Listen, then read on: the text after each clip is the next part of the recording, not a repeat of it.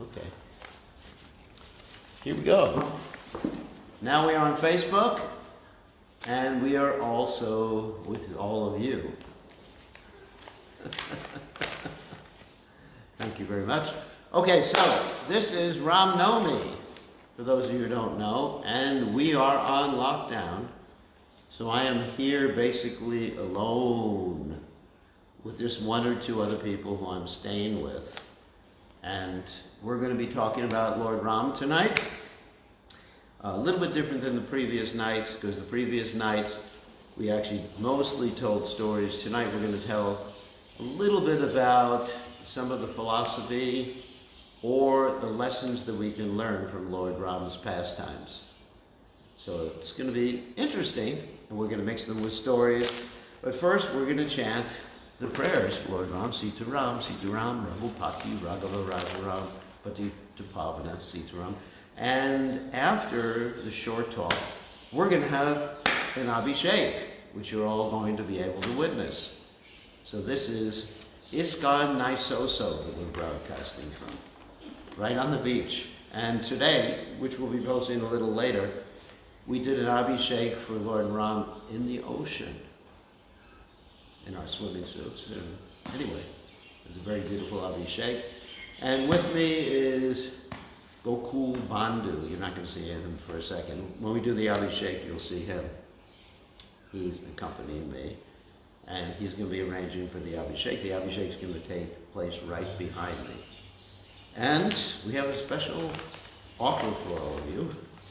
You'll get an opportunity to sponsor the Abhishek later on, get blessings from Gokul Bandhu.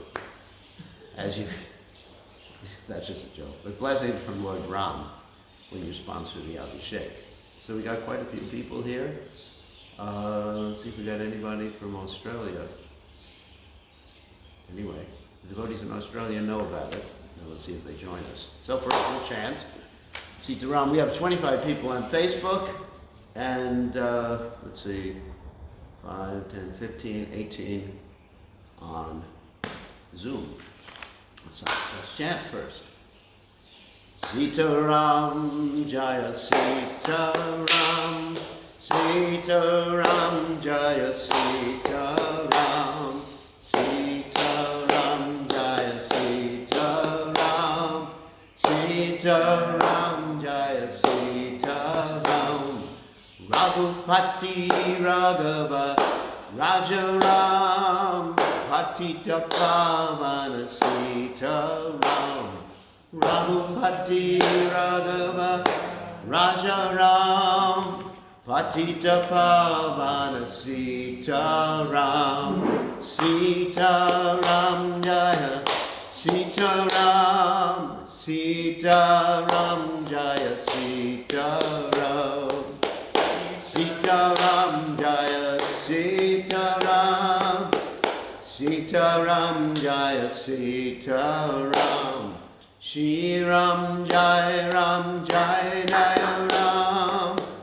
Shri Ram Jaya Ram Jaya Jaya Ram, Shri Ram Jai Ram Jai Jaya Ram, Shri Ram Jaya Ram Jaya Jaya Ram, Raghupati Raghava Raja Ram, Patita Pavana Sitaram, Raghupati Raghava Raja Ram, Patita Pavana Sitaram, Shri Ram Jai Ram Jai Jaya Ram, Shri Ram Jaya Ram Jaya Jaya Ram, Shri Ram Jai Ram Jai Jaya Ram, Shri Ram Jaya Ram Jaya Jaya Ram, Shri Ram Jai Ram Jai Jaya Ram, Shri Ram Jaya Ram Jaya Jaya Ram, Sita Ram Jaya Sita Ram, Sita Ram Jaya Sita Ram, Sita Ram Jaya Sita Ram, Sita Ram Jaya Sita Ram, Shri Ram Jaya Jai Ram, Jaya Jaya Ram. Shri Ram, Jaya Ram, Jaya Jaya Ram. Shri Ram, Jai Ram, Jaya Jaya Ram. Shri Ram, Jaya Ram, Jaya Jaya Ram. Hare Krishna, Krishna Krishna, Hare Hare, Hare Ram, Ram Ram, Hare Hare, Hare Krishna, Hare Hare Ram, Ram Ram, Hare Hare, Hare Krishna, Krishna Krishna, Hare Hare, Hare Ram, Ram Ram, Hare Hare, Hare Krishna, Krishna Krishna, Hare Hare, Hare Ram, Ram, Hare Hare Krishna, Krishna Krishna, Hare Hare, Hare Ram, Ram, Hare Hare. Sita Ram, Jaya Sita Ram. Sita Ram, Jaya Sita Ram. Sita Ram, Jaya Sita Ram. Sita Ram, Jaya Sita Ram. Hare Krishna, Krishna Krishna, Hare Hare, Hare Ram, Ram Ram, Hare Hare, Hare Krishna, Krishna Krishna, Hare Hare, Hare Ram, Ram Ram, Hare Hare, Hare Krishna, Krishna Krishna, Hare Hare, Hare Ram, Ram, Hare Hare. Sita Ram, Sita Ram, Sita Ram, Jaya Sita Ram. Sita Ram, Sita Ram, Sita Ram, Jaya Sita Ram. Ramchandra Bhagavan ki jai. All glory is the assembled devotees. All glory is the assembled devotees. All glory is the assembled devotees. All glories to Shri Guru and Gauranga Srila Prabhupada ki jai. So it's nice to see everybody on Facebook. And we have 38 people on Facebook and quite a few people on Zoom. And tonight we are going to be speaking about Lord Ram, the lessons we can learn from the Ramayana. And I just want to mention, so Omagada Timananda Shagadanjana Shilakaya Chakshur Meditam Yeda Tasmai Shigave Namaha. That the Ramayana we're going to be referring to is the Valmiki Ramayana. There are many Ramayans in India. In North India, you're most familiar with Tulsidasa's Ramayana, the Ramacharitamanasas, and in South India we have at least 4 or 5 different Ramayans. Upon the author's realization upon reading the Valmiki Ramayana. So we're going to refer to the authorized version, the Valmiki Ramayana. I'm not going to tell stories from other Ramayans, even though I know most of the stories from the other Ramayans. So, first of all, we're going to speak about the lessons that one can learn from reading the Ramayana. Because the Ramayana is not simply a story, and not simply a story about the Supreme Personality of Godhead, Lord Ram and his associates, but is a story that has lessons for us. The narration can teach us how to act in our daily lives. And the first lesson I'd like to talk about tonight, we talked about lessons earlier in the class we gave for the devotees in the United States. And of course later on we have the Abhishek, which you're all invited to participate in. Anyway, the first lesson I'd like to talk about is very much connected with the present day and age. Present day and age, we are concerned with a particular virus, the coronavirus, or as devotees like to say, the coronavirus. And the first lesson we learned from the Ramayana, as well as from the story of Hiranyakashipu, or Anyaksha, and practically every demon, is that you cannot cheat death. So, what do I mean by that? Let's tell the story of our good friend Ravan. Not my friend, your friend. So, Ravan, of course, he had a whole plan on how to become immortal. similar to the plan that Hiranyakashipu had and so many other demons have. And even the modern scientists have this whole plan too. They have this plan that we can make you immortal eventually using modern science, but we see even though there's so much modern science, they can't figure out a cure for the coronavirus, what to speak of making us immortal. As Krishna says in the Gita, Janma Mrityu Jara Vyadi Ruka Doshana Darshanam. The miseries of this material world are birth, death, disease, and old age. And also Krishna says in the Gita, Brahma Bhuvana Loka Mahabharat Mamupe Shidukanchaya Puna Janmana Vijate Brahma Bhuvana Loka Bharatino Arjuna Mamupe Shidukanchaya Janmana Vijate, from the highest planet to the lowest planet, all places are misery. So let's talk about Ravan now. So Ravan had a plan to become immortal or invulnerable. So what happened is he started to worship Lord Brahma. And he performed so many austerities, and after a while, Lord Brahma did not appear. And of course, he was also performing austerities along with his wonderful brother, or brothers, Kumbhakarna and Vibhishan, and his beautiful sister, Surpanaka. Actually, the name Surpanaka means one with long nails that are like claws. Sometimes the ladies think that by having long nails, it makes them beautiful. It just makes them look like tigers.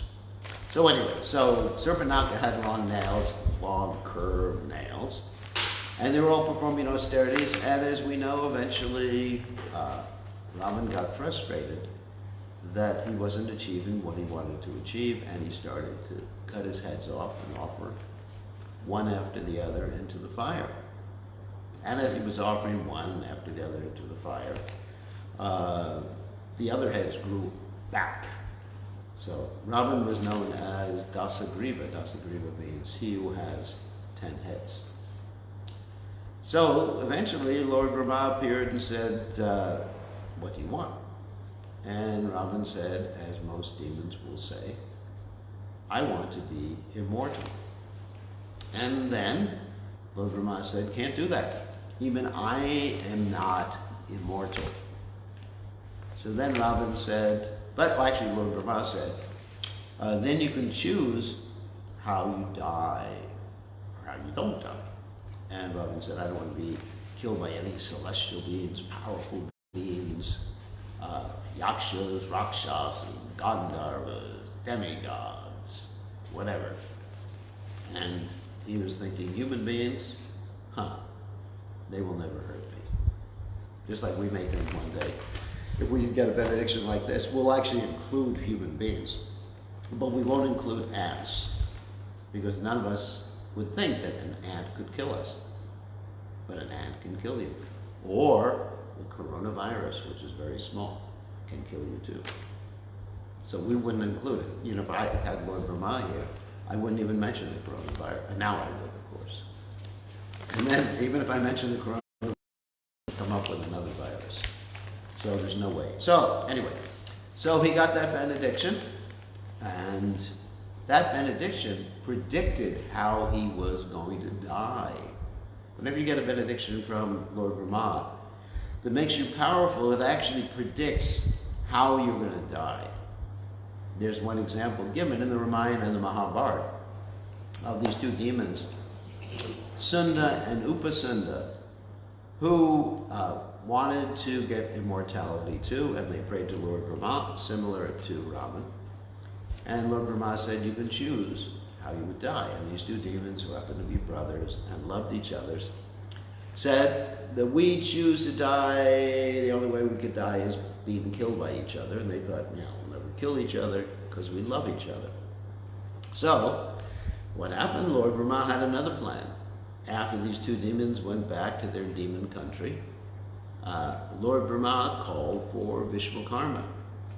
And Vishwakarma was asked to construct the most attractive lady imaginable.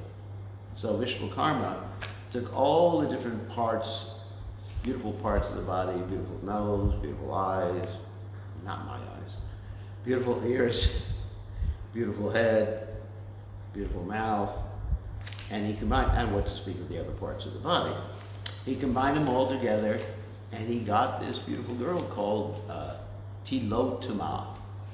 That means two words, Tila and Uttama, which means topmost sesame seed girl. Okay. Because in India, the men would sometimes call their girlfriends my little sesame seed. So, anyway, so what happened is that he constructed this girl, and the girl was so beautiful that she circumambulated the demigods. And the demigods grew extra heads and eyes just to see her as she circumambulated around them. So then she was sent on her mission to meet Sunda and Upasunda, these two demons. And when she met Sunda and Upasunda, they were drunk and they started to fight each other, and they all both claimed her, and they fought over her, and eventually they killed each other.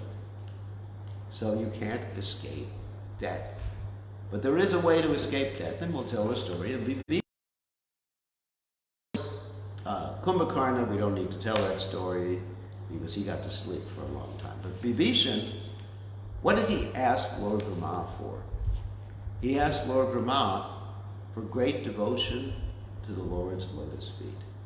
And then what did Lord Brahma say? I bless you to live forever. He got eternal life, because a devotee gets eternal life by being Krishna conscious.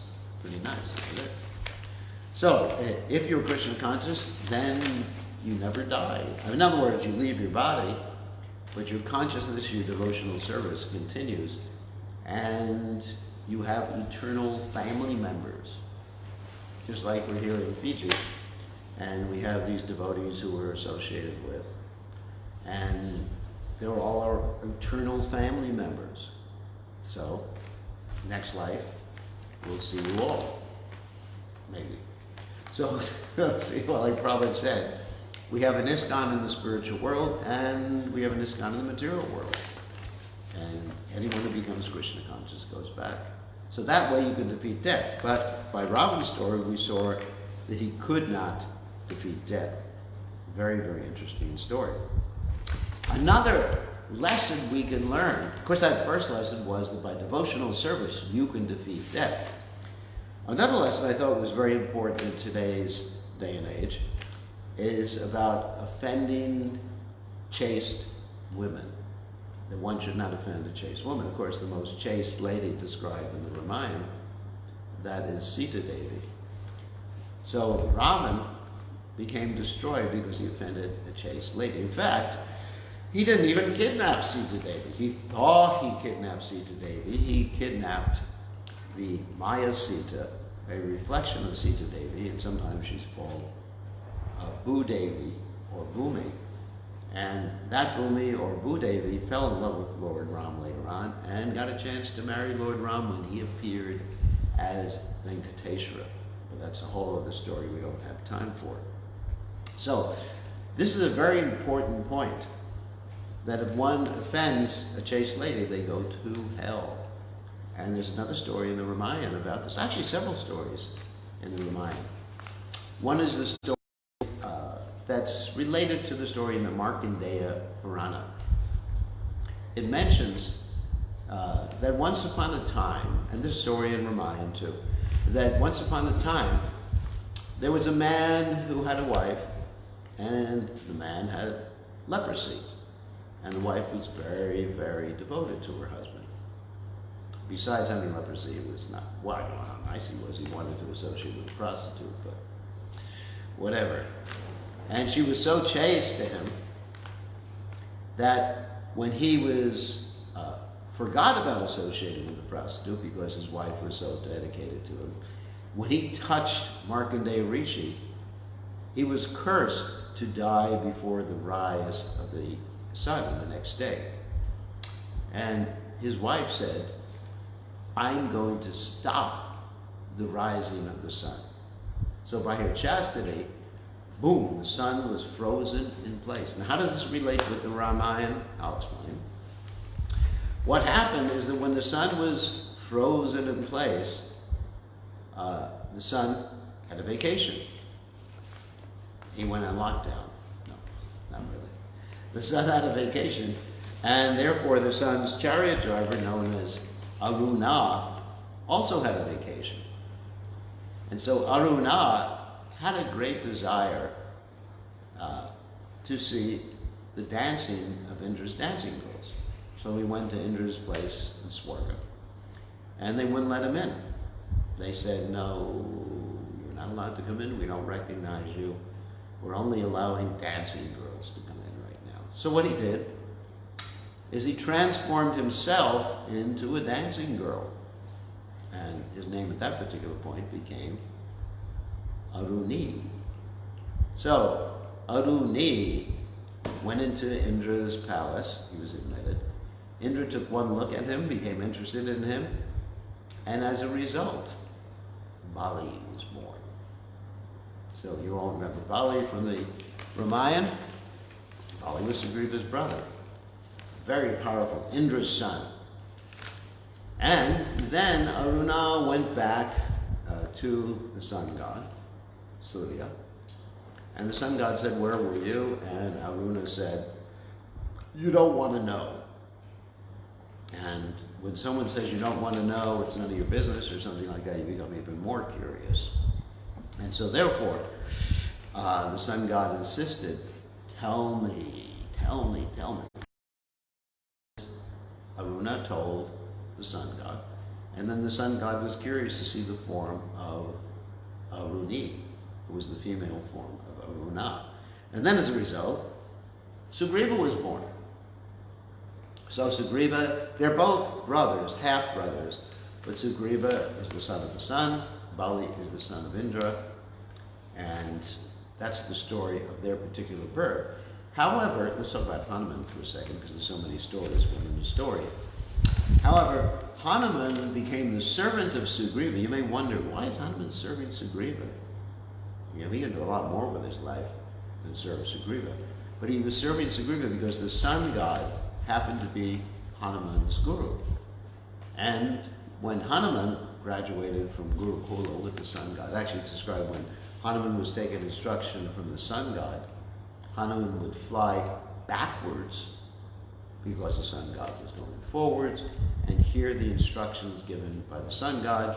So the Guru Dakshin happened to be that he would have to take care of Sugriva.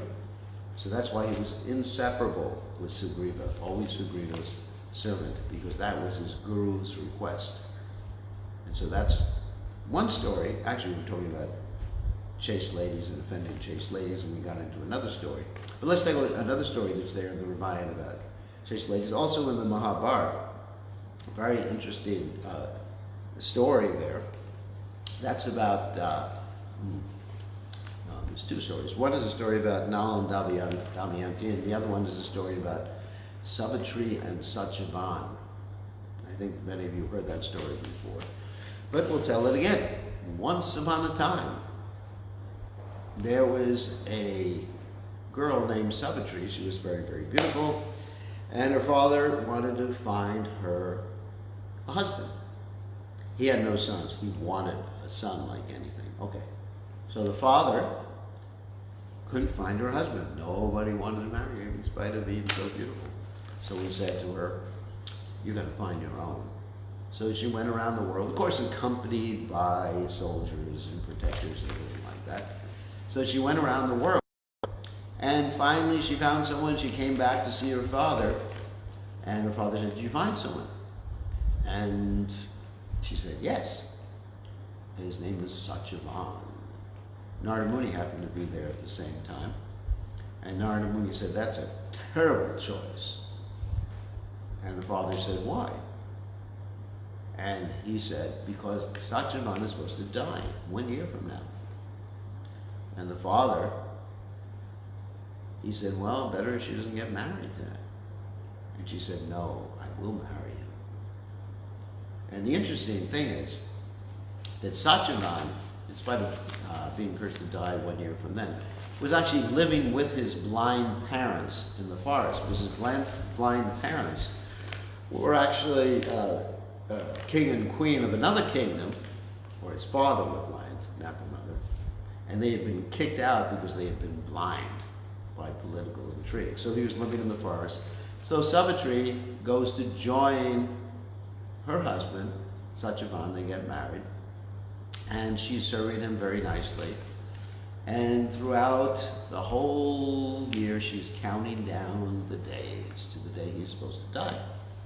Like 365, 64, 63, 62, 61. And then finally it came like 2 or 3 days before he was supposed to die, and then she began to fast. And on the day he was supposed to die, she went with him into the forest, and he died. But that's not the end of the story, because here we're talking about the power of a chaste lady. So he died, and his head was on her lap, and she saw Yamaraj pull the soul out of the body with the ropes of Varuna. And because she was so dedicated, she was able to follow Yamaraj. And Yamaraj said, "Go back, lady." And she said, "We've already taken 7 steps. Anytime you take 7 steps with someone, you have eternal friendship with them." So 7 steps. And so, therefore, he said, "All right, let's just have a little discussion." They had a little discussion. She was able to answer questions that actually pleased Yamaraj. And so he gave her one benediction as they were walking. One benediction: whatever you want, but you can't have your husband back. I want my father and mother to have a son. Okay. Yamaraj said, "Okay, no problem. You're going to have a son. No problem." And so they were walking, and then she pleased him again. Yamaraj said, "Another benediction, but you can't have your husband back." And then she asked that her parents would get their eyesight. The father would get his eyesight back.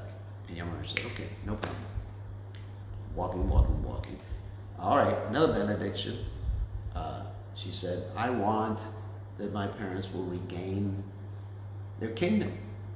"Okay, no problem, no problem." Walking, walking, walking. Another benediction. Yamaraj says, "Okay, this is too much, lady. You got to go back. You got one more benediction, and that's it." And so she says, "Okay, I'm asking that I can have 100 sons by my husband." "Okay." And Yamaraj is frustrated with this lady by then. And he says, okay, lady, go back." She said, "Okay, then give me my husband." And Yamaraj said, "I didn't say you could have your husband back." And she said, "Yes, you did. You said I could have 100 sons. And so she tricked Yamaraj. So anyway, these are some of the stories in the Valmiki Ramayana, Mahabharata, and other stories that indicate this great power of chastity of a woman. I think that that's really important too. Not to offend a chaste lady. Prabhupada said in many cases that if you offend a chaste lady, you go to hell. H-E-double-L-L. Double L. So, and we'll do 1 or 2 more lessons. Actually, I'll repeat some of the ones from this morning. One of the big lessons I learned from reading the Ramayana is that the holy name is all-powerful. And this is shown in the beginning of the Ramayana, the Valmiki Ramayana, where you have Valmiki, who was previously a dacoit, and he is asked, well, I'll tell the whole story. It bears telling again, because Valmiki, before he became Valmiki the sage, Valmiki means an anthill sage, and there's a reason he's called the anthill sage. Before that, he was a dacoit, and he was killing people and robbing from them, and the 7 Sapta Rishis, that's the 7 Rishis, were stopped by him, and he attempted to rob them. And when he attempted to rob them, they said, "You have bad karma, buddy." And he said, "I know, but I have to do this for my family. This is my job." And so therefore, they asked him, "Would you be willing to share in your bad karma?" And he said, "Yes, my wife and children, they love me. They would be willing to do anything for me. They would be willing to die for me." Okay. So they said, "Go back, talk to your wife and kids." Okay, so he goes back and talks to his wife, and he says to his wife, My dear Putney, are you willing to take some of my karma? You're looking at me online. But so, are you willing to take some of my karma? And Putney says, his wife says, no. You keep giving me saris, that's your business. I want saris, jewelry, earrings, nose ring, toe rings, tongue ring, all these other types of rings that ladies like to wear. And then he goes to his son, and he says, my dear son, Putra, are you willing to take some of my karma? And the son says, no. Just support me, Dad. Just bring me money, too. And he goes to his daughter, and the daughter says something similar. Then, after that, he goes back to the Saptarishis, tells the Saptarishis, there's no love here. So please tell me what to do. The Saptarishis tell him to chant the name of Ram.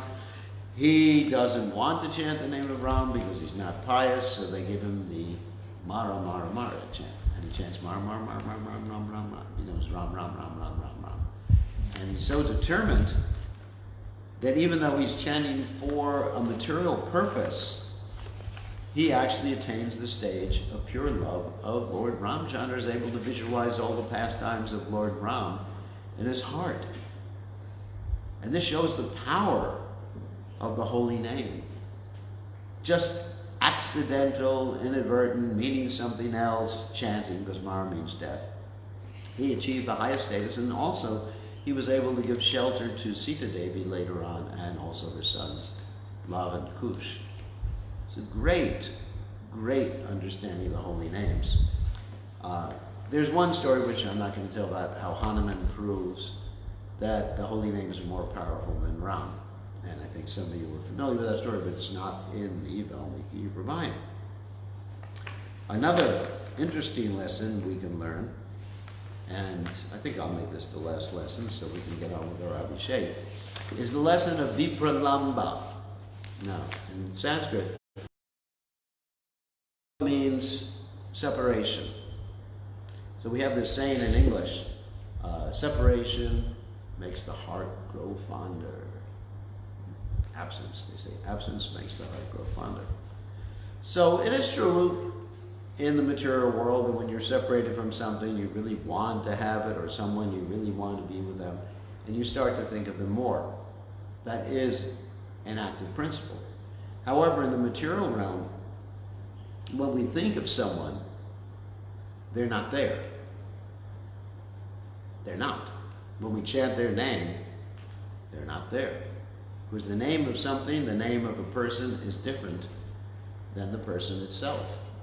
Whereas in the spiritual realm, in the absolute realm, the realm of the Supreme Personality of Godhead and his pure devotees, the name, the picture, just like we have photographs of the deities, which you're going to see in a second, of Sita, Ram, Lakshman, Hanuman, are actually non-different from the person. Of course, there's this famous verse, Namachintamani Krishnas Chaitanya Rasa Vigraha Purna Shura Nityamukto Vinatvam Namanamino, referring to Krishna's name, that the name of Krishna is Chintamani. It's like a desire tree, desire stone that can turn anything to spiritual gold. And it is non-different from Krishna, and it is pure. It is everlasting, it is non-different from Krishna. Anyway, Prabhupada would say when you chant the holy name, Krishna is dancing on the tip of your tongue. So when you think of Krishna, Krishna's there. One of the reasons I started chanting Hare Krishna was that I realized when I chanted Hare Krishna, I could always have my best friend with me. So Krishna also says in the Gita, in the 5th chapter, takes the end of the 5th chapter, it takes 39. Bhaktaram jagatapasam sarva lokamaheshwaram suridam sarva bhutanam gatva mam shantim richati. That one should understand that the Supreme Lord is the best friend of the living entity, the enjoyer, the proprietor, Bhaktaram jagatapasam Sarva Lokamaheshwaram, the Lord of all the worlds. Suridam Sarvabhutanam, which means he's your well-wishing buddy. So chanting Hare Krishna, I couldn't stop chanting because I understood that Krishna was there with me all the time, not only in my heart, but when I chanted, Krishna's presence was manifest. Very, very important principle. So, getting back to the story of Vipralamba, of course, we have several stories of intense separation in the Ramayana. One of the stories, of course, is Sita Devi being separated from Ram, and Ram being separated from Sita Devi. We mentioned earlier today that when Ram first found out that Sita Devi was kidnapped and didn't know where she was, he was ready to destroy the whole universe. And Lakshman had to pacify him. He was actually taking his bow and arrows and getting ready to shoot the earth, to destroy the earth. He started talking to the trees, talking to the deer, talking to the birds, talking like a madman, basically, feeling separation from Sita Devi. And Sita Devi also, feeling separation from Ram, was just like completely distraught, not eating at all when she was taken by Ravan. So you find this intense separation, and you may question, why is the Lord subject to so much pain? Why is Sita Devi subjected to so much pain?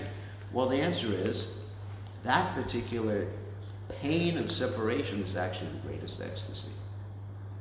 And you'll see this is a common factor in many of the Lord's pastimes, such as when Lord Chaitanya Mahaprabhu took sannyas. His wife was only 16 years old, and she felt so much separation from him that she basically would only eat or take 1 grain of rice for each mantra she chanted and cook it at the end of the day. So much separation. And Lord Chaitanya's first wife, who died from separation. Even though Lord Chaitanya hadn't taken sannyas at that particular juncture, Lord Chaitanya had gone to East Bengal, and she would experience so much separation that that separation became personified as a snake. And that separation bit her. So that's separation. So you see that's there, and then in Krishna's pastimes, you have the gopis separated from Krishna, and of course their mood is yugayitam nivishena, chakshusha pravashayitam, shunyayitam jagatsarvam, Govinda virahena me. Oh Govinda, feeling your separation, a moment is like a yuga cycle. And we are feeling this whole world is vacant or void in your absence. So that mood that all these different personalities feel connects them closer to the object of their devotion. Not in the material world, but in the spiritual world, it works like that. So I know personally that when we feel separation from Srila Prabhupada and text, hankering to serve Srila Prabhupada, because separation is connected intimately with servitude, then we want to serve Prabhupada more. So I would say, even in my particular case, that my dedication to Prabhupada's mission is based upon the mood of separation. And my taking sannyas is based upon the mood of separation from Srila Prabhupada, who left this world in 1977, and I took sannyas in 1978. So this is devotion, that one is always connected in that mood of separation. So this is a major lesson. I just want to mention briefly some of the other lessons that I talked about today, just so you can see some of the lessons that are there in the Ramayana, and you can delve into the Ramayana to try to learn these lessons. Of course, there's the lesson of loyalty that we find expressed between Indrajit and Ravan, between Kumbhakarna and Ravan, and of course the 4 brothers, that's Ram and Lakshman, Bharat and Shatrughna. That's a very important lesson, how to be loyal, or one should be loyal. Because all these points in the Ramayana we are meant to apply in our own lives. Yad yada charity shreshtas tatat evetarojanaha. When the Lord comes down, he sets an example for us. There's the lesson, another lesson that's there, is the lesson of Dharma, being always dharmic. Like Ram was like that. He would always stick to his vows, one word, one wife, and one arrow. And of course, being king, he stuck to his vows, and even for the good of the kingdom, he sent Sita Devi away. Of course, really we understand that sending Sita Devi away was actually so that mood of separation could be experienced. And Ram exhibited what an ideal leader is, so we want to be ideal leaders, and everybody's an ideal leader. Even if you're an ideal leader of your family, we should follow Ram's example. Controlling the senses, being equal to everyone, not getting angry without cause. All these are aspects of being an ideal leader. Another lesson is the importance of parampara in disciplic succession, that is disciplic succession, and that's shown by Valmiki, who took instruction from Narada and Brahma. It's not that he just invented the Ramayana. He had instruction from Narada and Brahma. Another lesson is that Ram's pastimes were eternal. We told the story earlier that the deities of Sita and Ram have been worshipped throughout the ages, beginning with Vivaswan in the same dynasty. A lesson of compassion, we say Ram is Patita Pavana. Patita Pavana, Sita Ram, that means the savior of the most fallen. Willing, even Ram would be willing to accept Rama. Just like when he accepted Vibhishan into his army, he said, even if Ravan himself came and surrendered, I would accept him as my own. That's Patita Pavana. Another big lesson is how lust steals one's intelligence. And we see that in the case of Ravan, of course, and Surpanaka too. Another lesson is understanding the Chaturvyuha. This is a little philosophical thing. The Chaturvyuha expansions of the Lord, Vasudeva, Sankarshan, Prajuna, Aniruddha, and that's of course Ram, Lakshman, Bharata, Shatrughna. Another lesson is the dedication of a servant, which we see in the case of Hanuman, and specifically in Jatayu, who was willing to give up his life to serve Lord Ram. And the residents of Ayodhya, who were willing to continue living with Lord Ram. They were going to the forest with Lord Ram, and they had to be stopped.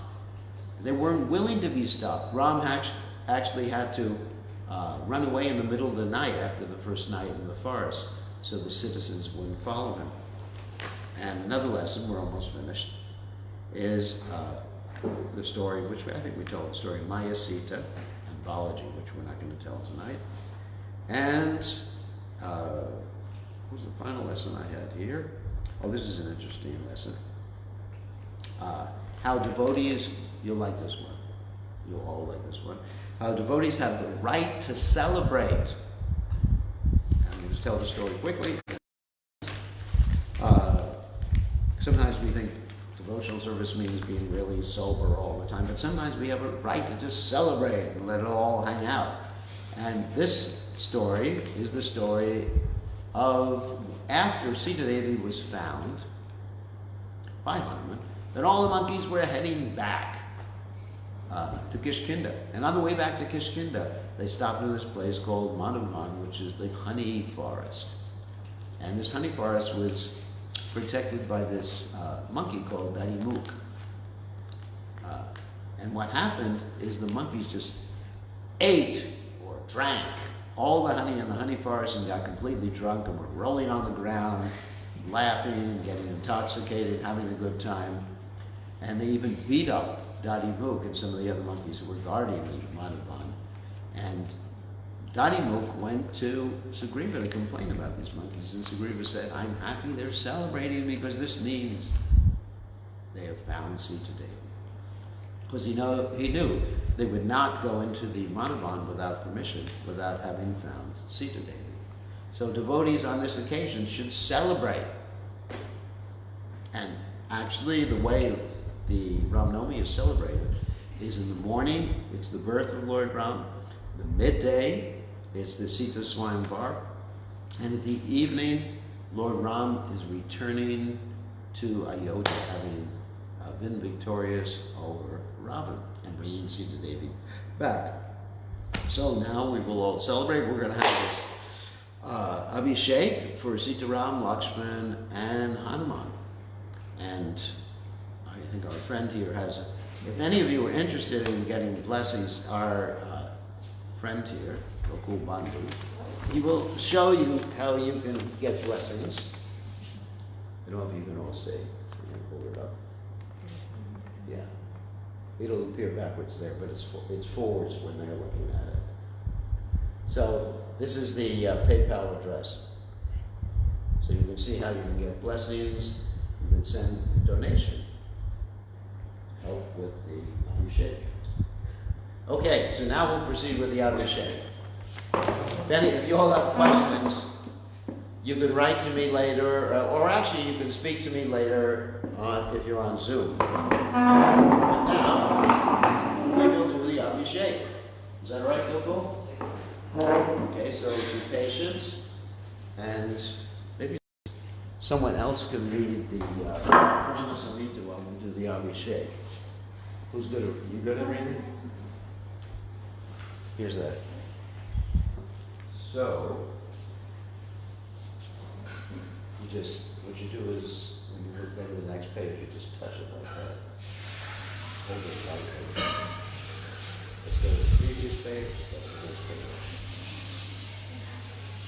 Okay? And so, Sanatan here. I think you all see me. Let's turn this a little bit. Or maybe you can go here. No, not in front of the TVs. Let's turn this way.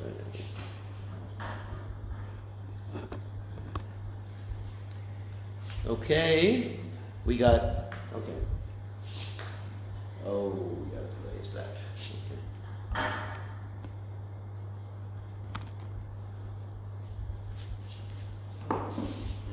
All right, that's good. Okay, let's go. This is the Abhishek, and Sanatan will be reciting, maybe you can get closer, that's the microphone over there. By the way, here.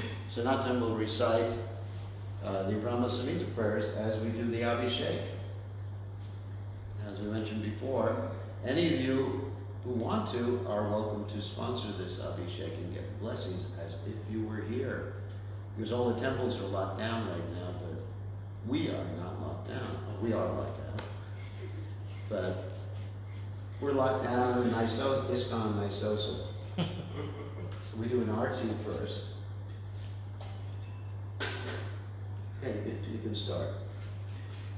Ishvara Parama Krishna Sachidananda Vigraha Anadiradir Govinda Sarvakarana Karanam Chintamani Prakasatma Sukalpakshna Lakshmi Palayantam Lakshmi Sahasrasatam Pamasevyamanam Govindamadi Purusham Tamaham Bhajami Venum Kanantamadrinda Dalaya Taksham Barahavatam Samasitam Buddha Sundarangam Kandarpakoti Kamaniya Vishesha Shonam Govindamadi Purusham Tamaham Bhajami Alola Chandrakan Ratnam Gadam Pamayati Kalavilasam Samam Siddhanga Lalitam Nitam Prakaram Govindamadi Purusham Tamaham Bhajami Angani Yeshni Sakalendra Yadhiti Mati Pashyanti Panti Kalayanti Chiranjaganti Ananda Chinmaya Saraswala Vigrahasya Govindamadi Purusham Tamaham Bhajami Advaitamatutamanadimanantarupam Adyam Purana Purusham Navayovanam Cha Vedusha Durlabam Adurlabam Atma Bhakto Govindamadi Purusham Tamaham Bhajami Pantastu Koti Satavatsarjam Pagamyo Vayo Rathapi Manaso Muni Pungavanam Sohi Bhaktiya Yat Parampata Chindra Purushinta Tatve Govindamadi Purusham Tamaham Bhajami Jagadanta Kotim Yakshaksirasti Jagadanta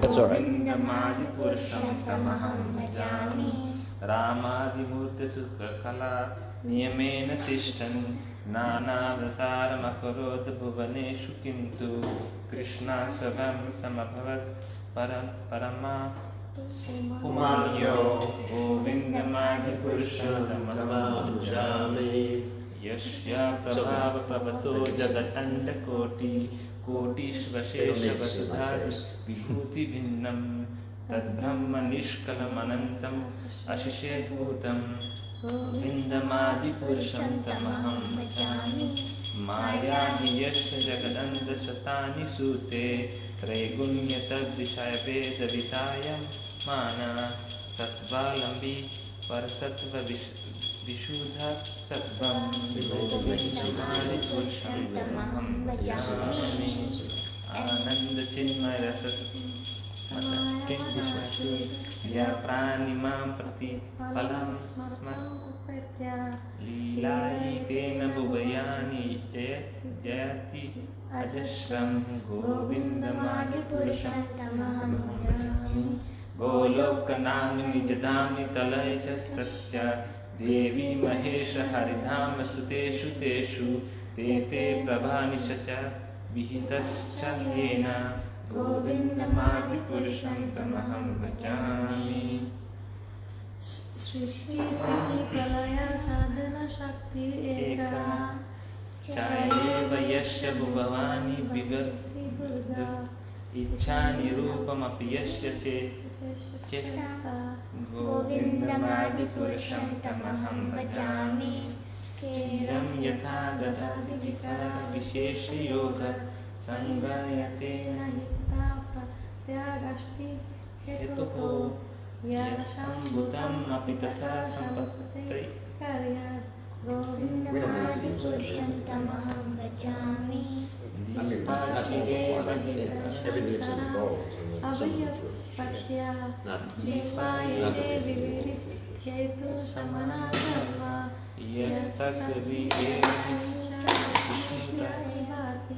गोविन्दमादिपुरुषं तमहं भजामि कर्णना जले भजति स्म योगा निद्रम् अनंत जगदण्ड सरोमकूप आधारशक्तिमवलम्ब्य परं स्वमूर्तिं गोविन्दमादिपुरुषं तमहं भजामि यस्यैकनिष्ठितकलम्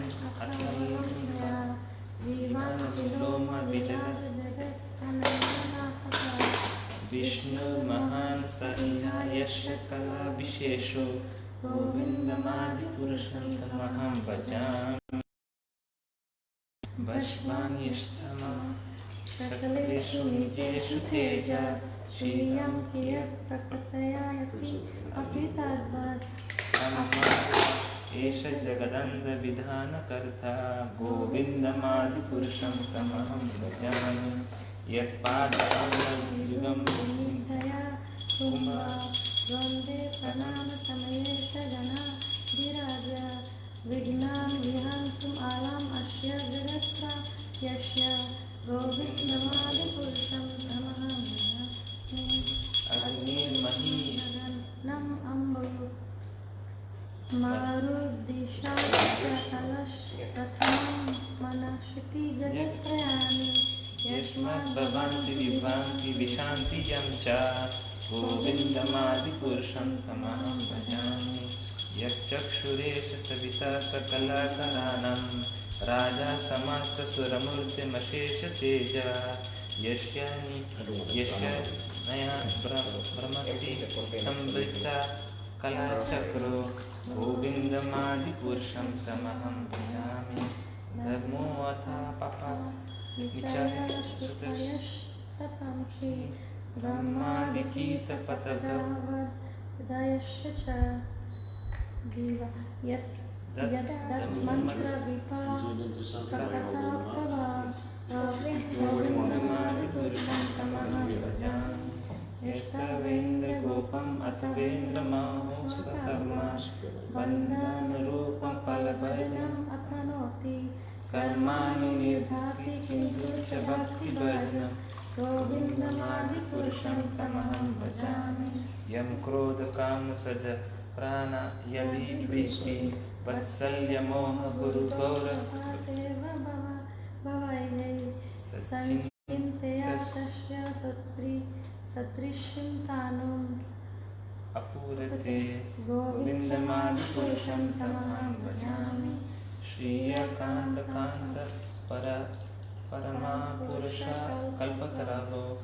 ध्रुवभूमिश्चिन्तमनिगन्मयि तोयं कथगनं नत्यं गमनम् अपि वंसि प्रियसखि चिदानन्दं जगति अश्वदयम् अपि च सायाग्रशिरबुद्धिष्ववति शुरभीयश्च सुमहं निमशेर्धयाख्यो वा द्वयजाति न हि यत्रापि Okay. भजेष्वतिं तमहं इह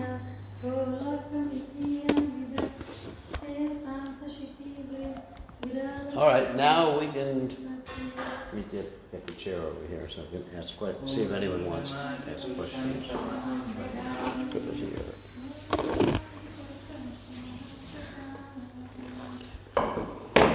Okay, we're gonna. So anybody who wants to ask questions, of course, those of you who are on Zoom can ask questions. Those who are on Facebook, I guess you can type your questions. So anybody on Zoom first who wants to ask a question, because that's the Abhishek. Just raise your hand if you want to ask a question.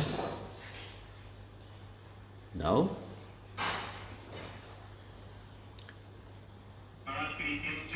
Yeah, I can hear you.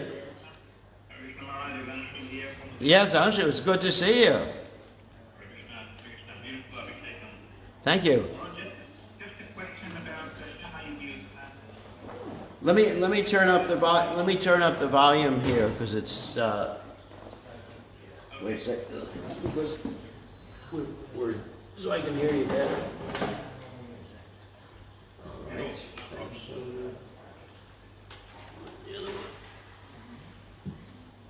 Where's the one for the TV here?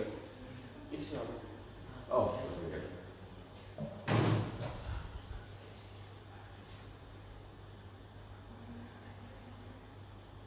Okay, go ahead, Anju.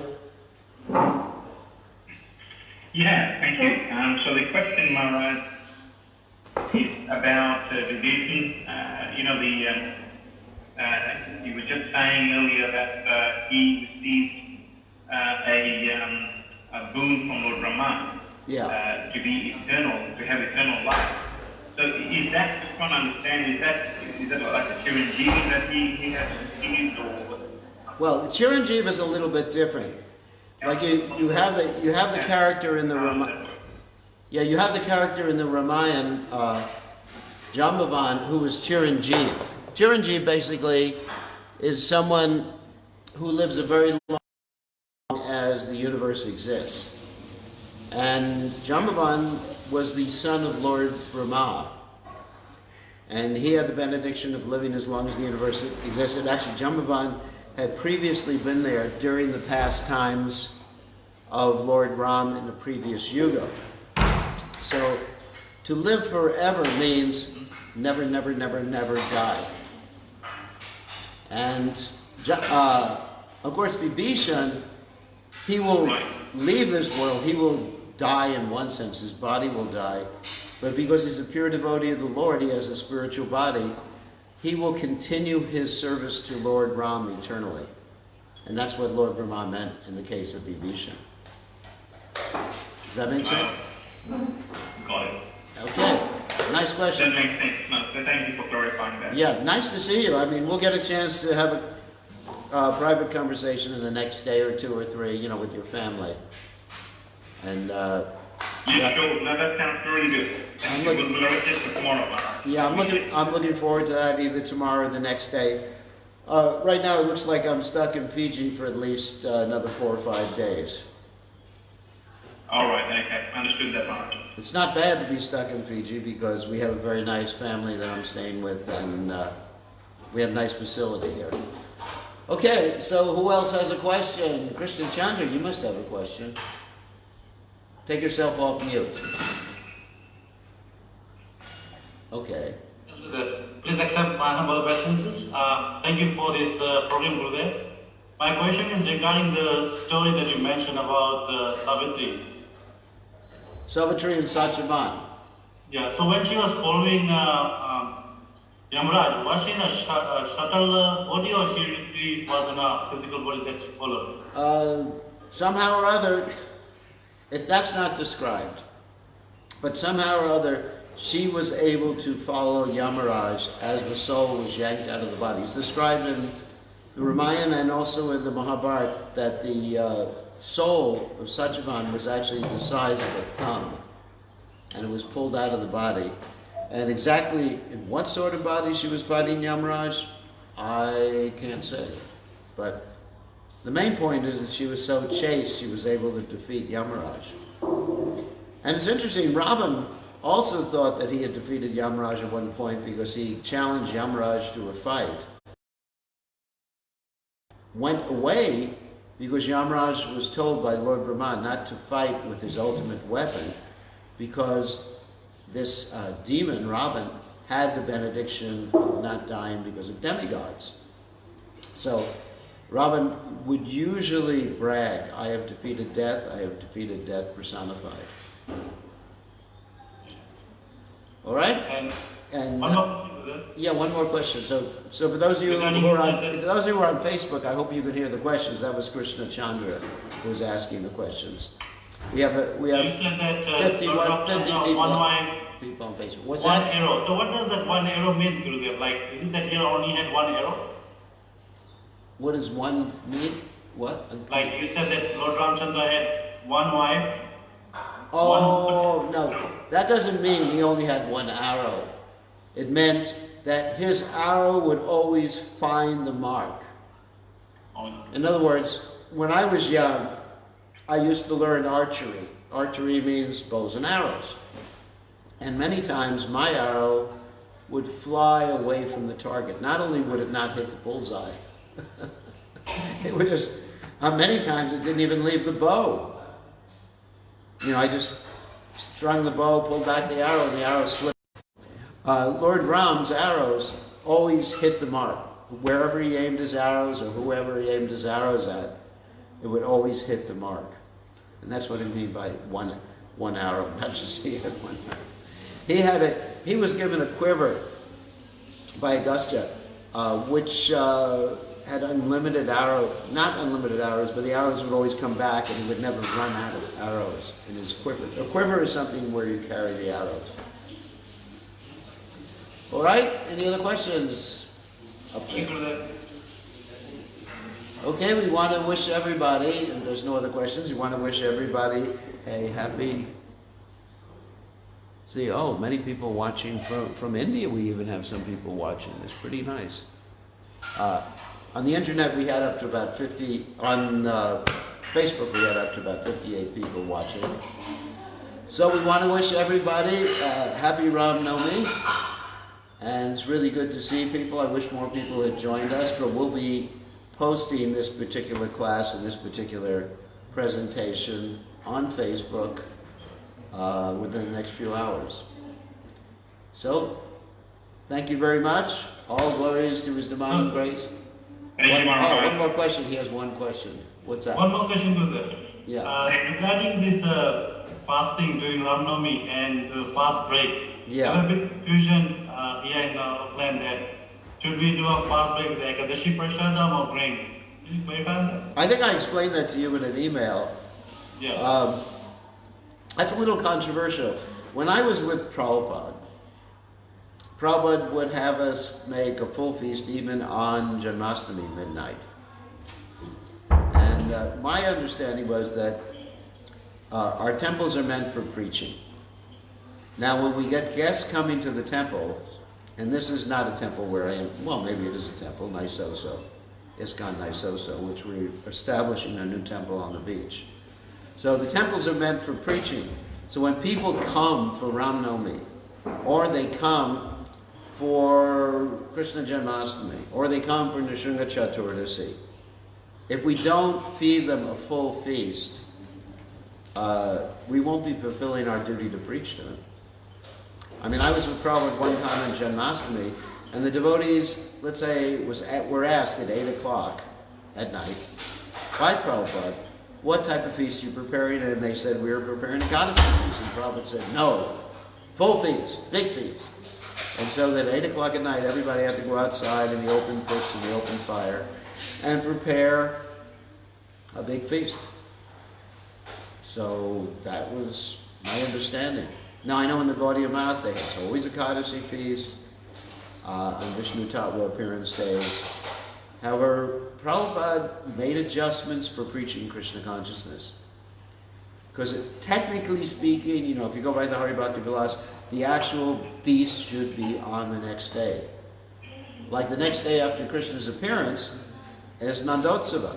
That means Nanda Maharaj's festival, and that's the day you're supposed to have the feast. It's also Prabhupada's appearance day. However, our guests will not come both days. So if you do not give them a feast on Janmashtami, if you just give them some boiled vegetables, this little fly bothered me. If you just give them some boiled vegetables, it will not be helpful for preaching. So my point is, maybe in your home, if you're just home right now in exile from the temple, which all of us are in exile, and my exile is pretty nice here, I can't complain about it. As you see the place I'm staying in, I mean, I wouldn't mind being exiled here for a few years. Hope Krishna didn't hear that. But in any case, if you're just at home, then you could do something a little more strict. However, if you're preaching, do what's necessary. Srila Bhaktisiddhanta Saraswati Thakur even arranged to feed meat to some Britishers who were coming to Mayapur. Not that we eat meat, but if we want to preach, then there has to be really opulent prasadam, or something that people can relate to. Very, very important. Okay? I hope that answers the question. In the temples, yes, we should have full feast. My opinion is we should have a full, giant, tasty feast that, according to my diet, will probably kill the person in 30 years or less. And then what we should do? Then send him to a doctor. That's what doctors are for. We're trying to, in the Krishna conscious movement, we are trying to create clients for doctors. Now we don't have to. Now we don't have to do that so much because there's plenty of clients. But in ordinary times, in Lenikant, we will supply you with many, many clients. So another point, I just want to mention another point about this coronavirus, is that some devotees are in denial about the seriousness of it, and they think they should go out and Harinam and do all sorts of stuff like that. And you're taking your life in your own hands. This is a serious disease. You may be a devotee, but you're not immune from getting material or physical diseases. And you know, if you act foolishly, don't blame Krishna for it. Don't say it was Krishna's plan. Like if you jump off the building, you can't say, well, that was Krishna's plan. You don't wear a seatbelt, and you get in an accident, and you get hurt. Krishna's plan, Krishna didn't protect me. No. Krishna's giving you the intelligence. This is very serious, and a very, very serious disease, and you should take precautions. People should wear masks. People should clean their hands. We don't want to lose any more devotees. There's like 40 or 50 devotees in Bhaktivedanta Manor that have the coronavirus now. It's serious. And we've already lost 2 or 3 devotees from this coronavirus, and unfortunately, it most likely will lose more devotees. So please take precautions. Be isolated. The governments are doing the right thing. You know, they're not torturing us. In this particular case, they're doing the right thing. We should obey the government rules. And ultimately, depend on Krishna, but we have to use our brains too. All right? And as far as diet, it's a subject matter I don't want to talk about right now because I'll probably alienate half of the Hare Krishna devotees who are listening. Okay, On that happy note, we're going to end both of our broadcasts. Thank you very much for joining us. All glories to His Divine Grace, Srila Prabhupada. Srila Prabhupada Ki Jai. Gaur Premananda. Hari Hari Hari Bol.